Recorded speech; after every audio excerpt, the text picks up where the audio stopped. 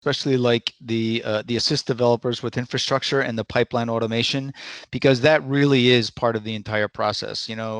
Agree with you 100%. You don't want people working in isolation. They have to understand not only who they're working with, but the infrastructure they're working with as well. Yeah, agreed. Awesome.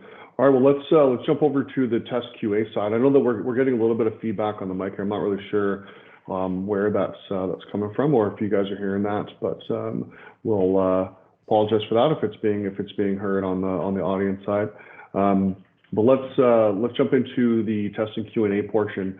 So I know that this is, of course, where a lot of the time rubber meets the road, and where it's both the most important, in some cases, the most important aspect of this flow, and then also in a lot of cases something that doesn't have enough attention put in and can be done in a little bit of a sloppy manner. So, Art, why don't we put it over to yourself? You can just kind of kick us off here on the testing and Q&A side of this flow.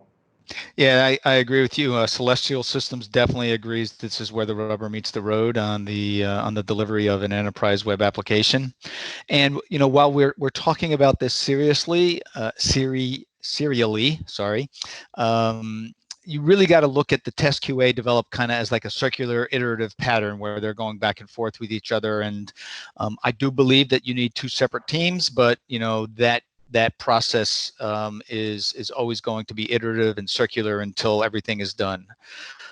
So there really is a parallel effort with the QA all the way from developing manual tests in the beginning just to get tests running, to find the initial issues, to work with the developers on their development of the test-driven development philosophy, to look at that unit testing.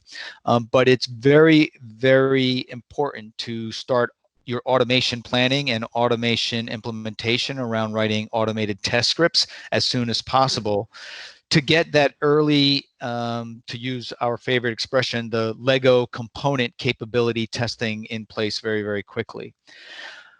We have talked to so many customers that get straight into manual testing and feel that taking a step back and doing, or a step sideways and doing the automation planning and test script writing, they feel like they're losing ground. But 99.9% of the time, those teams regret not doing the automation planning and test script writing and automation, test automation implementation in parallel to what they're doing with manual.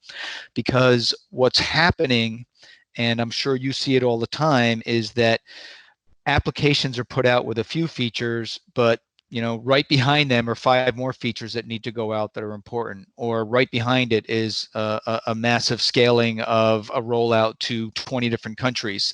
And if you haven't set up automation testing, you are not going to be able to do that quickly.